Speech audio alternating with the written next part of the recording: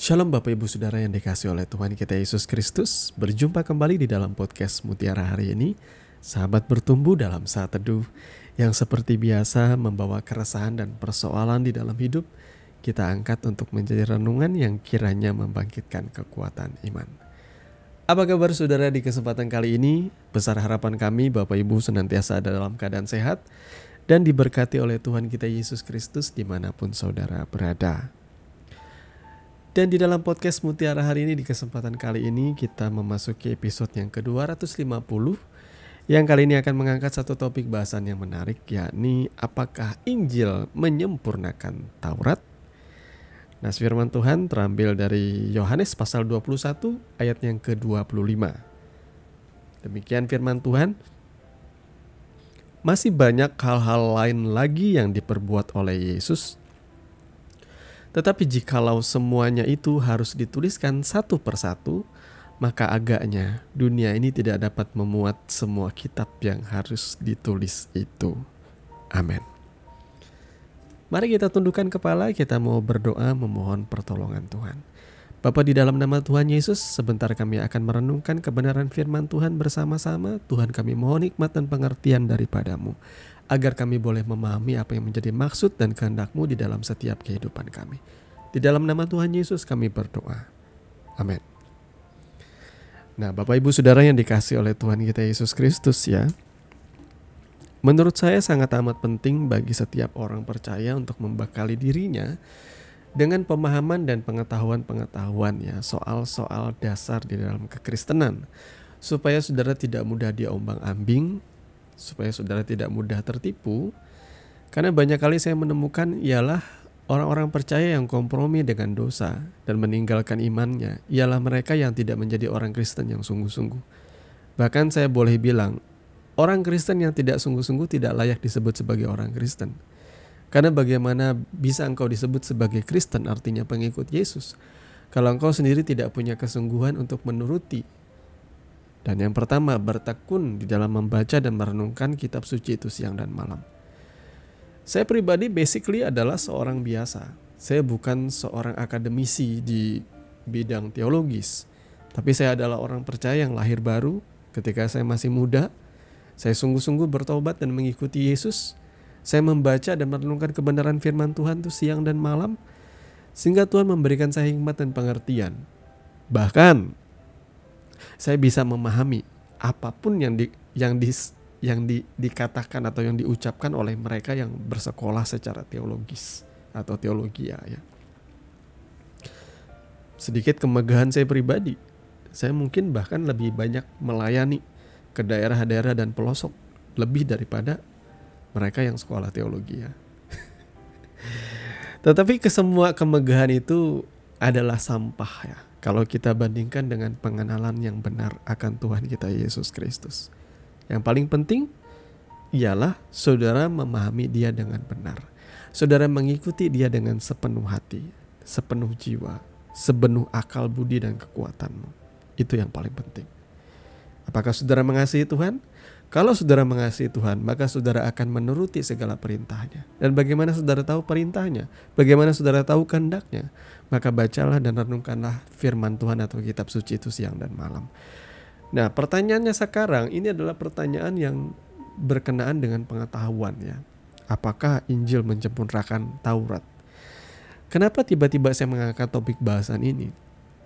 Karena ketika saya membuat rekaman ini ya, ada seorang saya bilang ini anak muda ya, dan bisa terbilang Gen Z, yang bernama Elia Miron, yang lumayan viral di platform TikTok ya.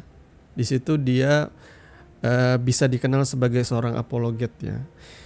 Bagaimana dia memaparkan dengan gamblang, dengan jelas berkenaan dengan kitab suci orang Kristen, orang percaya, dan landasan atau dasar-dasar iman Kristen.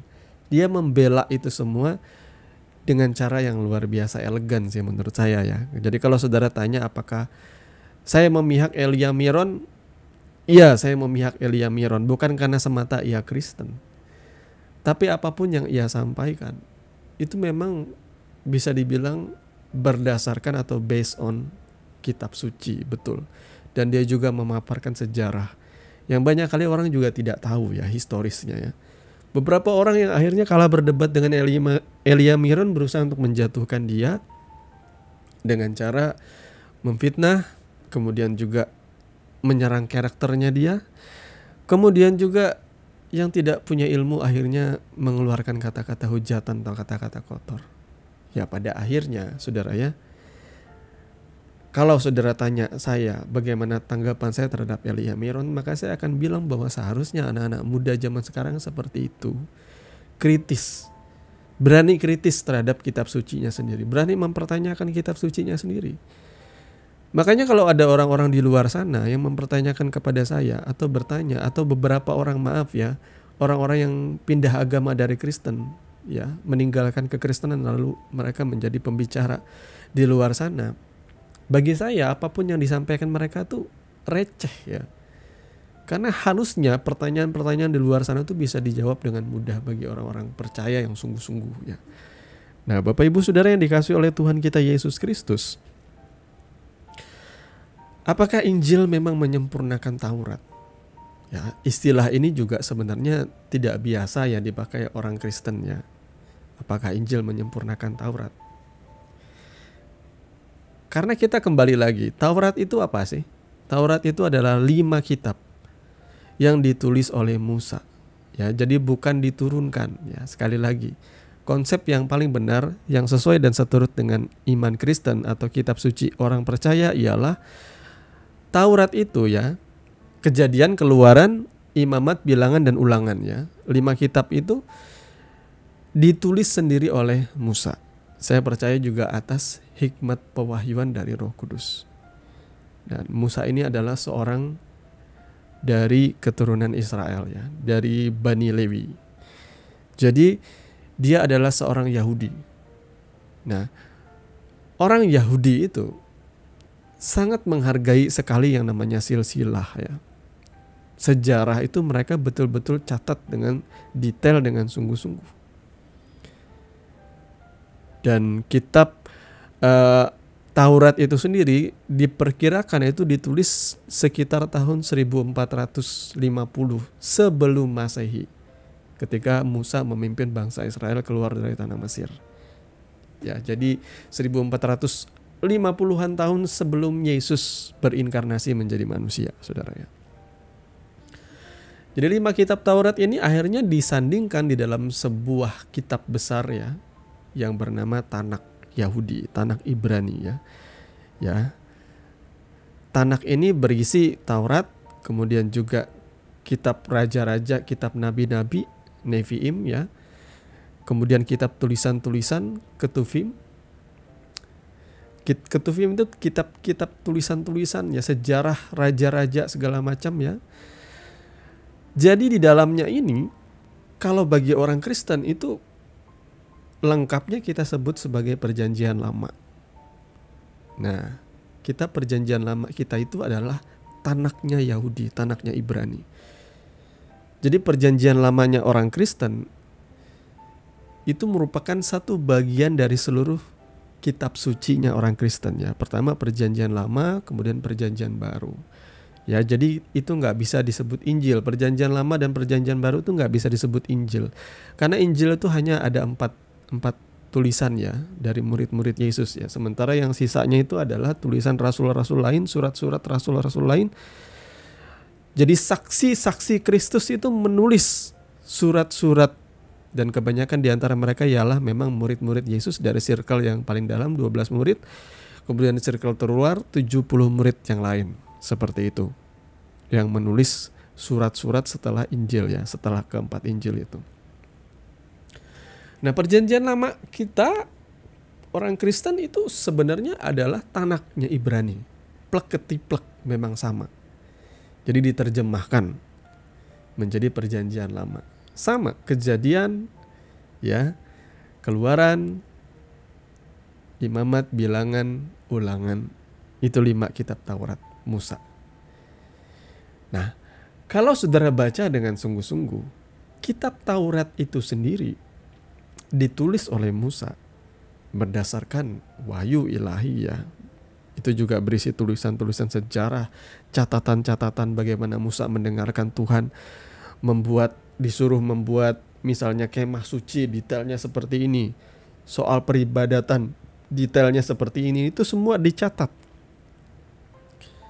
Bahkan kisah-kisah pemberontakan orang Israel di padang gurun, bagaimana mereka menggerutu atau melawan Tuhan, bagaimana ada hukuman, bagaimana bahkan kisah jauh sebelum penciptaan, ya, di awal penciptaan lah kita bisa bilang ya, itu dicatat oleh kitab Taurat. Itu bukan diturunkan kepada Musa, tetapi itu ditulis sendiri oleh Musa di dalam tuntunan atau pimpinan Roh Kudus. Saya percaya seperti itu adanya, saudara ya. Nah, kitab Taurat itu kalau kita baca penjelasan di dalamnya, itu memang hanya diperuntukkan spesial bagi bangsa Israel, ya. Jadi Musa itu orang Israel, atau istilahnya sekarang tuh Musa itu dari Bani Israel, keturunan Lewi. Makanya Tuhan kasih perjanjiannya, penyertaannya, pimpinannya, bagaimana ia ingin menuntun bangsa ini yang tadinya tinggal di tanah Mesir, hidup dengan cara hidupnya orang Mesir, menyembah dewa-dewa Mesir. Sekarang karena kalian menjadi umat Tuhan, maka Tuhan mengikatkan sebuah perjanjian, dan perjanjian itu ditandai dengan yang namanya hukum Taurat, yang tertulis di dalam 5 kitab Taurat Musa itu ya. Di dalamnya hukum itu tidak selalu melulu hukum, tetapi juga ada cerita-cerita ya, yang akan jadi acuan akhirnya. Cuma di situ ditulis memang bahwa Taurat itu spesial diberikan kepada umat Israel saja. Ya. Nah, bagaimana dengan Injil? Apakah Injil betul menyempurnakan Taurat? Saya pikir tidak seperti itu ya. Saya pikir tidak seperti itu. Injil itu tidak pernah menyempurnakan Taurat. Tetapi Injil itu mencatat nubuat-nubuat yang ada di dalam Taurat mengenai Yesus. Itu semuanya itu digenapi. Ya, itu adalah catatan sejarah dan catatan juga perjalanan pelayanan Kristus. Apapun catatan itu, kesemuanya menggambarkan bahwa Yesus Kristus itu betul-betul adalah Mesias, Tuhan yang menjadi manusia, yang walaupun sampai hari ini masih belum diakui sepenuhnya, bahkan oleh orang Yahudi. Ya, saudara ya. Injil itu ditulis oleh 4 orang. Yang paling tertua itu adalah Matius. Dan lucunya dari keempat orang ini mereka menggunakan bahasa kode. Mereka tidak terang-terangan menulis nama mereka. Matius tidak terang-terangan menulis nama Matius, tidak. Dia menyebut dirinya pemungut cukai di situ, ya. Kemudian kalau saudara tahu Matius itu siapa? Matius itu adalah salah satu murid Yesus yang bernama Lewi, ya. Karena namanya itu mengalami transliterasi, artinya di masa itu kan penjajahan Romawi nih ya, dan bahasa orang pada waktu itu adalah bahasa Yunani Koine. Jadi wajar setiap orang harus memiliki nama Yunani. Nah, Lewi itu nama Ibraninya, nama Yunaninya ialah Matius ya. Kemudian yang kedua Markus. Markus itu adalah salah seorang dari 70 murid Yesus. Markus itu sendiri adalah muridnya Petrus ya, yang paling dekat dengan Petrus lah. Markus di sini bisa disebut sebagai Markus Yohanes. Dia yang menulis kitab Markus, Injil Markus maksud saya. Kemudian Lukas ya. Lukas ini adalah seorang dokter, dia juga murid Yesus ya, yang akhirnya dekat dalam pelayanannya Rasul Paulus. Jadi ya melayani bersama-sama dengan Rasul Paulus.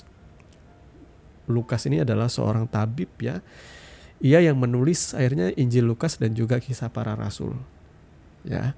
Kemudian yang terakhir Injil Yohanes itu ditulis oleh murid yang paling dikasihi. Itu adalah bahasa sandinya bagi Yohanes. Dia tidak terang-terangan menulis nama Yohanes namanya, tetapi ia seringkali menyebut dirinya sebagai murid yang dikasihinya.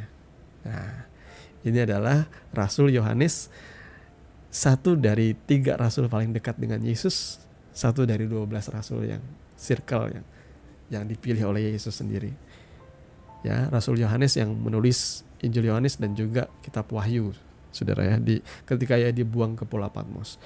Nah, jadi Injil ini tidak seperti konsep atau pandangan orang-orang di luar Kristen. Makanya kita wajib meluruskan bahwa Injil ini bukan diturunkan kepada Yesus. Plek ketiplek ada kitab suci diturunkan kepada Yesus, tidak. Injil ini ditulis oleh 4 orang ini, 4 orang murid Yesus. Nah, kadangkala orang akan berkata seperti ini, kalau Injil itu bukanlah tulisan Tuhan yang turun dari surga, bagaimana bisa itu menjadi tulisan yang bilang kitab suci? Tapi justru inilah, kita harus kembali ke akar budayanya ya. Yesus itu lahir dari garis keturunan Yahudi. Penulis Alkitab itu, baik Perjanjian Lama dan Perjanjian Baru, itu semuanya orang Yahudi dari keturunan Israel. Maka mereka memiliki akar budaya atau tata krama. Itu jelas sekali, saudara ya. Itu jelas sekali. Yang banyak kali akhirnya sukar dipahami oleh orang-orang di luar orang percaya, di luar orang Kristen sukar memahami hal ini.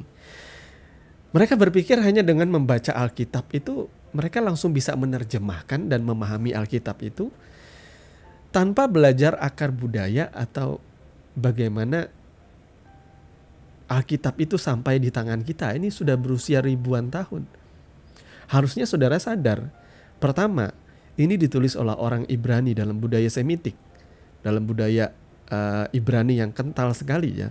Kedua, ini terjadi ratusan sampai ribuan tahun yang lalu. Jadi tidak hanya gap kultur, tetapi juga gap generasi. Ada jarak, ada perbedaan generasi yang jauh loh.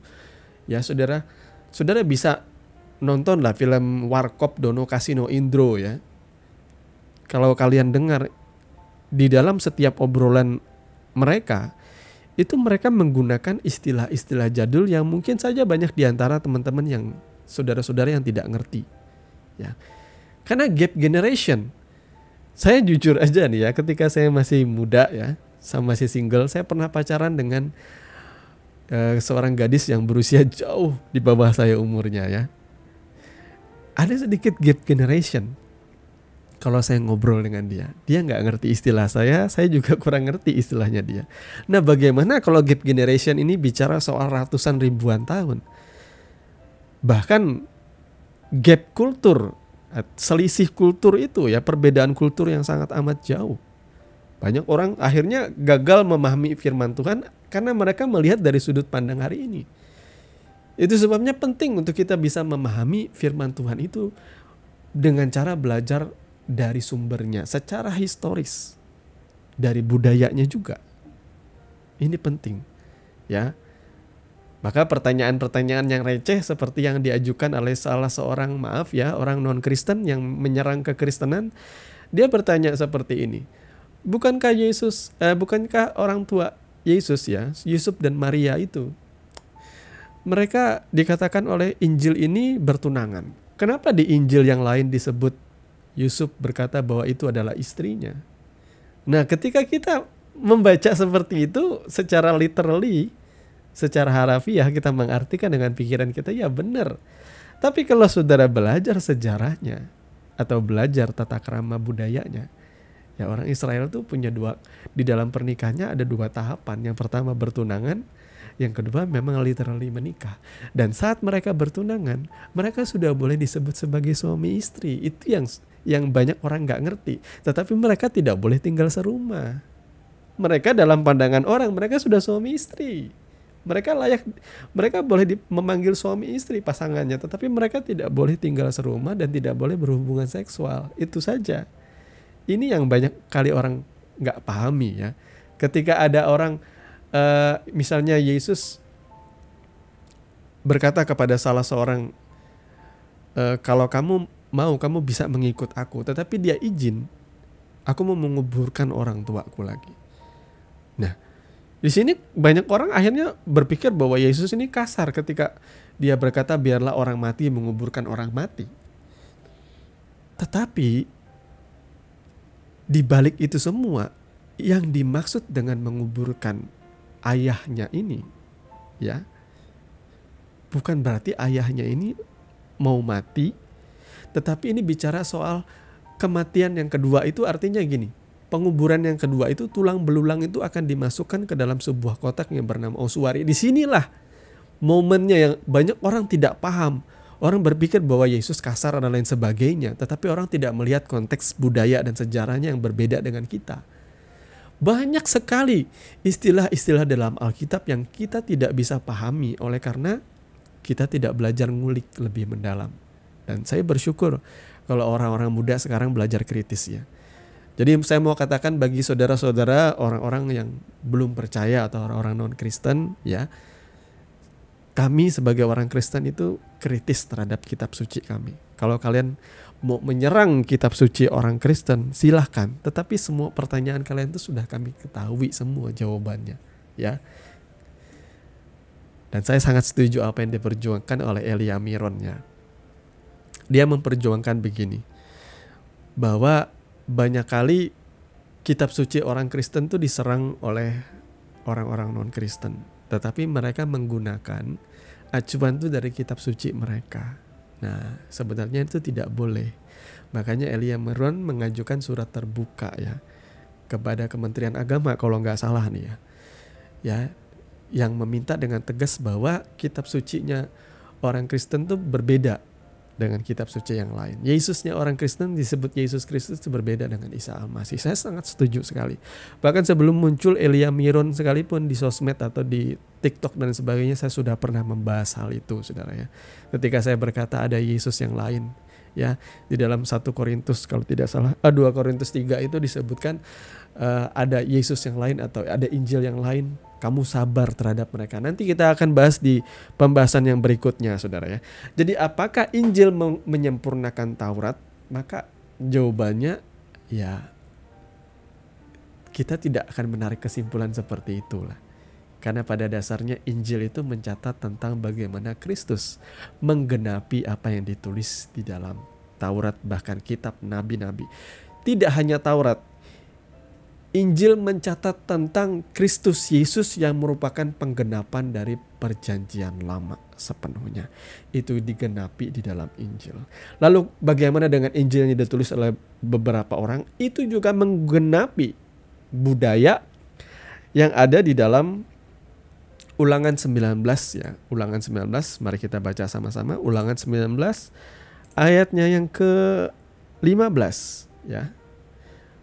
Ulangan 19 ayat 15 berkata demikian, satu orang saksi saja tidak dapat menggugat seseorang mengenai perkara kesalahan apapun atau dosa pun apapun yang mungkin dilakukannya.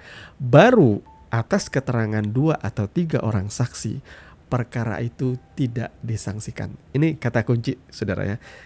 Atas keterangan 2 atau 3 orang saksi, perkara itu tidak disangsikan. Ya. Sekarang kita baca Matius pasal 18 ayat 16. Matius 18 ayat 16 berkata demikian. Jika ia tidak mendengarkan engkau, bawalah seorang atau 2 orang lagi, supaya atas keterangan 2 atau 3 orang saksi, perkara itu tidak disangsikan. Ya, jadi ini adalah salah satu dari budaya Yahudi, bahwa wajib ada keterangan 2 atau 3 orang saksi, baru satu perkara itu tidak disangsikan. Nah, Injil Yesus Kristus itu ada 4, lebih dari 2 atau 3, sampai 4 bahkan. Ya, ada 4 sudut pandang yang menggambarkan dan mencatat tentang Kristus. Dari keempat Injil ini, Matius, Markus, Lukas, dan Yohanes ini tentu akan ada perbedaan sudut pandang. Akan ada perbedaan sudut pandang. Ada yang dicatat di Injil Matius yang tidak dicatat di Injil Markus. Atau tidak dicatat di Lukas, tidak dicatat di Yohanes. Tetapi kesemua tulisan ini tidak pernah kontradiktif menggambarkan Yesus dalam hal yang hakiki, dalam hal yang utama. Mereka sama-sama menggambarkan Yesus Kristus itu persis. Justru oleh karena keterangan 2 atau 3 orang saksi ini, bahkan 4 penulis Injil ini, kita harusnya tidak usah meragukan kebenaran tentang Kristus. Karena ada 4 sudut pandang. Dan keempat-empatnya menggambarkan Kristus yang luar biasa. Sebagai seorang raja imam, nabi, bahkan digambarkan sebagai manusia yang sepenuhnya, dan Tuhan yang menjadi manusia. Tuhan memberkati firman-Nya, mari kita berdoa. Bapa Surgawi, Bapa di dalam nama Tuhan Yesus, terima kasih untuk kebenaran firman yang sudah sama-sama kami baca dan renungkan di kesempatan kali ini. Kami mohon Tuhan memimpin kami dengan segala hikmat dan pengertian, agar kami boleh semakin memperlengkapi diri kami dengan dasar-dasar atau pokok-pokok ajaran kekristenan. Kami kuat dan tidak mudah diombang-ambingkan oleh zaman, oleh ajaran-ajaran sesat di luar sana. Terima kasih Bapa. Kami mengucap syukur kepadamu. Di dalam dan demi nama Tuhan Yesus kami berdoa. Haleluya. Amin. Saudaraku yang dikasihi Tuhan, saudara sudah mendengarkan kebenaran firman yang kiranya boleh menjadi dasar dan kekuatan di dalam setiap kehidupan saudara. Sampai bertemu lagi di podcast Renungan Firman Mutiara hari ini yang berikutnya. Kasih karunia menyertai saudara sekalian. Shalom.